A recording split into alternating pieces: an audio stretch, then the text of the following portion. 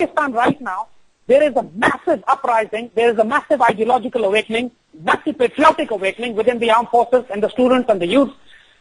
But the Americans are now equally aggressively penetrating through whatever is left of this political government in place. Americans want to control the media. They are trying to buy. They're investing massively into Pakistani media. They're investing massively into Pakistani education system, into the development schemes and funds to control the hearts and minds of the Pakistani people, which are getting aggressively hostile towards the Americans.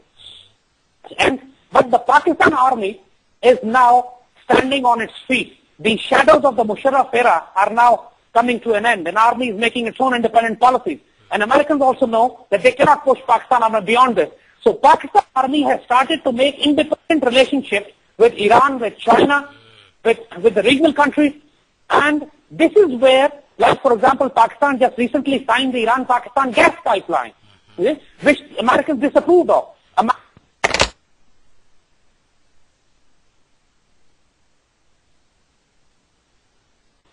Okay, and we are back, ladies and gentlemen. I apologize for that. I am, if you could see how I have got this rigged up so that I can carry on this conversation with my friend in Pakistan, you would be amazed. Anyway, so we are subject to a few technical problems like we just had. Anyway, Zaid, you were just talking about how the Pakistan military is working independently. They had just they're forming alliances, particularly with Iran. They just signed this deal for an oil pipeline, I believe it is, or a gas pipeline between Pakistan for a gas pipe, yes, for a gas pipeline. And we have about 10 minutes left on this calling card before we're going to have to call it quits here. So go ahead and jump into that, if you would, please.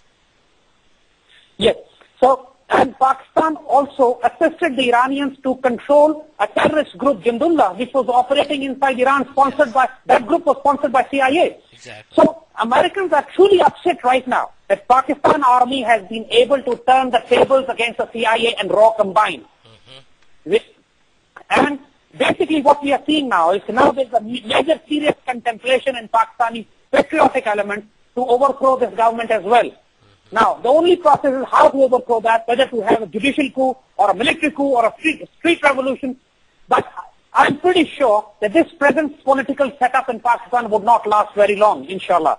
Okay. So, and the revival of the patriotism and revival of the Pakistan ideology and identity in the Pakistani military and the Pakistani patriots is being seen with great unease by the Americans and the CIA and of course the Indians.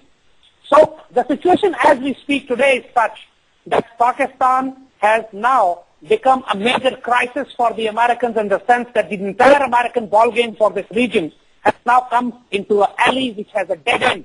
Americans right now do not know where to go. There is a complete distrust between the allies fighting in Afghanistan. The Taliban are gaining ground every day. It's only a matter of time you will see they will actually be capturing some major cities in Afghanistan also. So the game is changing rapidly. The Americans, the Zionists are losing in Afghanistan. They might, for the next 4 years, they try to hold on to it. They try to claw the last elements of it. They say 2014 is the cutoff date, and they may like to do a fair bit of killing in the region. And their objectives for which they came here, denuclearize Pakistan, control the global fuel assets, fossil fuel assets, trading routes, destruction of the political Islam, nothing they have been able to achieve. And these wars are destroying the American economy at home. Yes. You see, in Afghanistan, when we fought against the Soviets won every battle on the battlefield, but they lost the war in the end.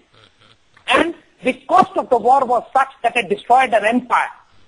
And these are the mistakes that the Americans are doing now. For the Israelis, I personally very strongly feel that even the American economy, American society are disposable. And once the American economy and society collapses due to the Zionist war, basically they'll abandon the American people on their own.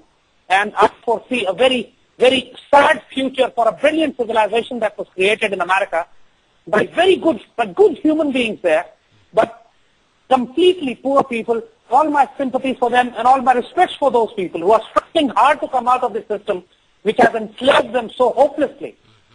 And for the Israelis, Americans are disposable people. Remember the USS Liberty? Of course. Just because the USS Liberty was doing spying on the on the Israelis killed ruthlessly the American sailors and soldiers, and absolutely without any accountability. So Americans have been used.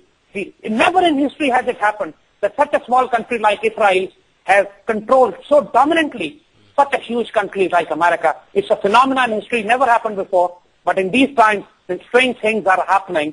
Even this thing, we have to see this. But now, the future wars in the region, the wars will not end so soon. Are you there, Glenn? Yes, I'm here. Go ahead. Yeah. The wars would not end so soon. This region is in turmoil. But Pakistan and Iran are the center of gravity. And within these two countries, it's the Pakistan which is the central pillar of an ideology, central pillar of this great Middle Eastern and Eurasian region.